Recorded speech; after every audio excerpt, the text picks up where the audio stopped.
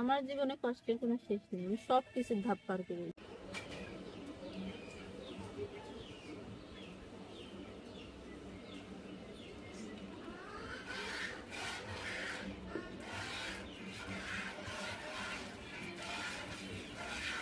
আপনার গরু কতটা হবে কি?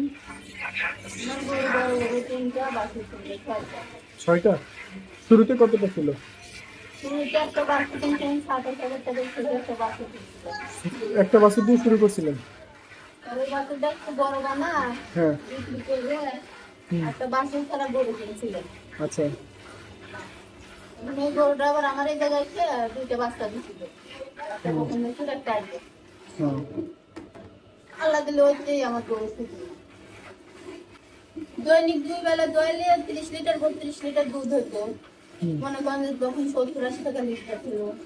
এখন দুধের দাম কমে গেছে তো সেজন্য বাছুরকে খাওয়া দেয়। তাও আচ্ছা। এখনো 17-18 লিটার 2 বেলা দোয়া হতো। 17-18 লিটার করে। তো এই দুধগুলো কোথায় বিক্রি করেন?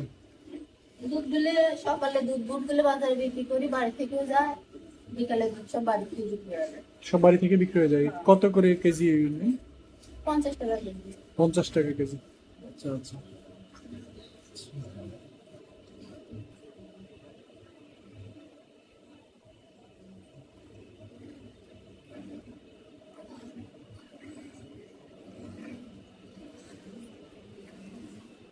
এই গরুর দুধ বিক্রি করে মনে করেন যে গরুর খাদ্য খানা চলে যায়। হুম। আর সেই দুধের টাকা দিয়ে 45,000 টাকা ফেরত কিনছি। 45? 45,000 টাকা ফেরত কিনছি। হুম। আগে অভাব ছিল, সিএনজি লোন তোর কিনা হয়েছিল, এই গরু বিক্রি করে করে আমি সেগুলো বিক্রি করছি। 100%। আবার এখন ব্যাংকের থেকে লোন নিয়ে আমি তিনটে বড় গরু কিনছি। আচ্ছা। আল্লাহ যদি বালা মুসিবত না দেয় আমি বাকি বিক্রি করে এই লোন শোধ করছি। যখন আমার আব্বা একটা বিয়ে করলো, দ্বিতীয় বিয়ে করছে? হ্যাঁ, হুম। তখন তো মনে করেন যে আমাদের সংসারে দুর্যোগ নেমে এসলো। তখন মনে করেন যে বাড়ি ঘরে আসতো না, খোঁজ খবর নিত না, খানা দানা দিত না, অনেক কষ্টের মধ্যে আমাদের দিন পার করছি। তখন তো আমার ভাই ছিল ছোট, হুম। ভাইও কর্মজীবী ছিল না। আমার মা মানসির বাড়ি কাজ কাম করতো, হুম। কইরা এনে আমাদের খাওয়াইতো। হুম। আশেপাশে বাড়ির কাগজ খেসতো, ধানের বতো সারতো। একদিন রাত্রিবেলা ভাত নিয়ে আসতেছে, পড়ে যা সে ভাত পড়ে গেছিল। আমরা সারা রাত না খাচ্ছিলাম।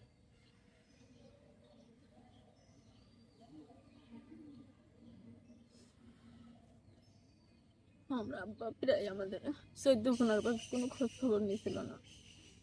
বেশি দূর থাকতো না, কাছেই, কিন্তু আসতো না, খবরও নিত না, দেখতো না।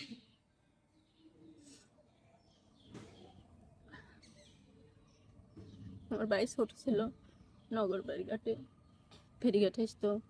সে ফেরিঘাট নিয়ে ছোট ছোট আদা ইট ছিল, ওই ইট নিয়ে সে ভেঙে ভেঙে 20 টাকা বস্তা বিক্রি করতো। সাইলেন্ট আমরা খাইতাম। হুম। যখন একটু বড় হইলো তখন একটা ভ্যান কিনে কিস্তিতে টাকা দিলে একটা ভ্যান কিনছিল, ভ্যান চালা আমাদের খাওয়াইছে। পড়াশোনা ক্লাস 7 পর্যন্ত পড়াশোনা করছি, আর পড়াশোনা করে পারিনি। তখন তো বাদই পাইনি, তো পড়াশোনা করবো কিভাবে? আমার মা কাজ কাম করতো, আমিও যেতাম সাথে সাথে। আপনিও কাজ করতে যেতেন? মার সাথে আগে জোগাড় দিতাম। হুম। পরে যখন আমি বড় হইতাম আমার বিয়ে হয়ে গেল। হুম। যখন আমাদের বিয়ে হয়েছিল তখন আমরা ঢাকা গার্মেন্টসে 3 বছর চাকরি করছি। প্রথমে গার্মেন্টসে কাজ চাকরি হ্যাঁ, করছিলেন? হুম। 3 বছর গার্মেন্টসে চাকরি করছিলাম। প্যান্ডোলায় সকাল 8টায় রাতে 11টা 1টা পর্যন্ত কাজ করছি। হুম। তখনকার বেতন 6,500-7,000 টাকা বেতন করছি। 3 বছর কাজ করে তখন আমরা এই জায়গায় আসলাম। এসে পরে এই জায়গায় এসে আমি দর্জির কাজ শিখে সেলাই মেশিনের কাজ করতাম, নকশি কাঁথা সেলাই করতাম। করার পরে একটা থেকে 2টি বাচ্চা এলো, তারপরে আবার একটা মেয়ে হলো। সংসারে তো তখন আরও বাড়তি খরচ। হুম। সেই বাড়তি খরচ পোষানোর জন্যে আমার এই মেয়ে যখন হয়েছিল সবাই কোলে করে 200-500 টাকা দিছিল। আমি ওই টাকা দিয়ে একটা ছাগল কিনছিল, ছাগল হয়েছিল। হুম। আমি দেখা যায় প্রতি মাসে প্রথমে 10,000 20,000 বিক্রি করছি, তখন অনেক ছাগল ছিল। আমি প্রতি বছরে প্রায় 60,000 50,000 টাকার ছাগল বিক্রি করছি। আচ্ছা।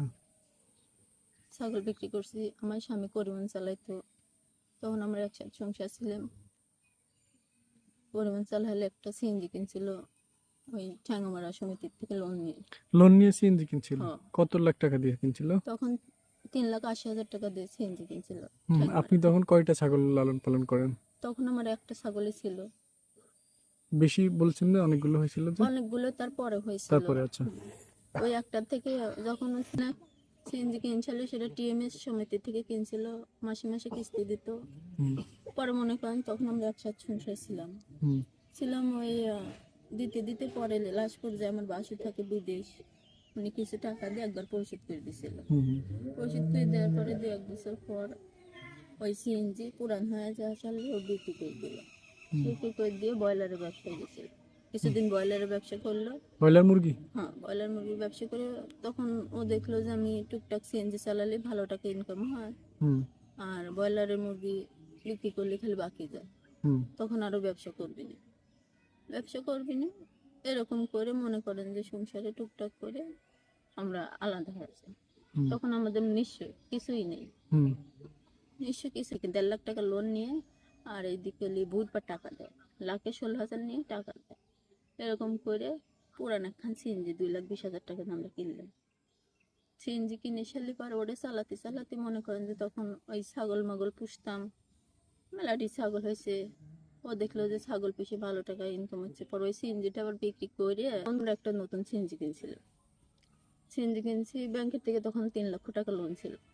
তখন মনে করেন একটু মনে সাহস ছিল, ছাগল বিক্রি করি। আর একটা 27,000 টাকা দিয়ে ছোট্ট একটা বকনা বাছুর কিনছিলাম। কি কিনছিলেন? বকনা বাছুর। আচ্ছা।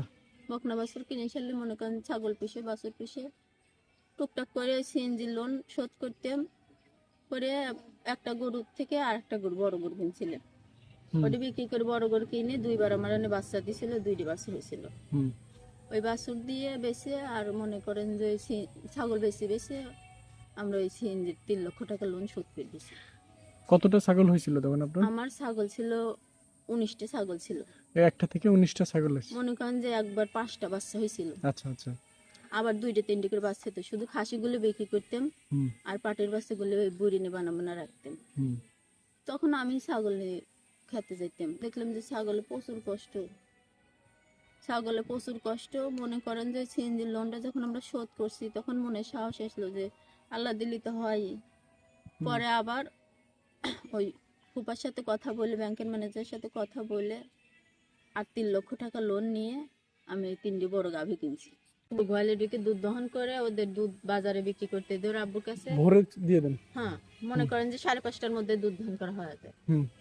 দুধ দহন করতে দিলে আমি গরু বাছুরের খাদ্যখানা দিয়ে আবার বাচ্চা কাছে স্কুলে যায়, তাদের রান্নাবাড়ি করে খাওয়ায় আবার গরু বাছুরের খাদ্য খাওয়া শুরু করে দেই। আমার দিন সারাদিন এই গরু বাছুরের সঙ্গে কাটে। এই জন্য আমি বাচ্চা কাচ্চার যেভাবে লালন পালন করি গরু বাছুরের সাথে আমি সেরকমই করি।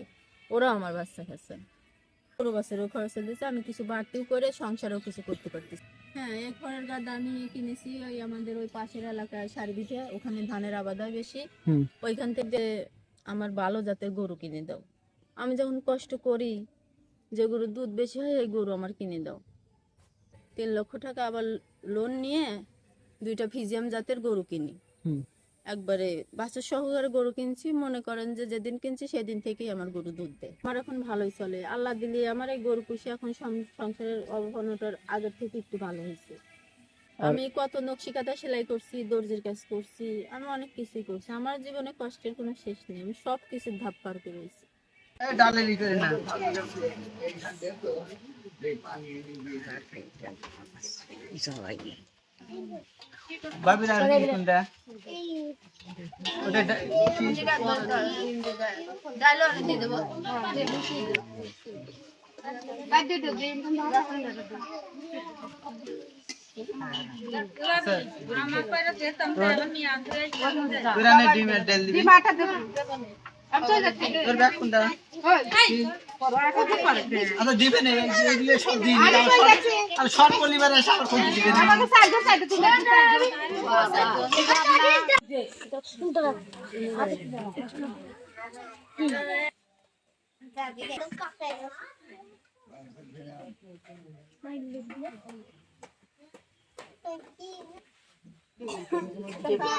সীমার বাপের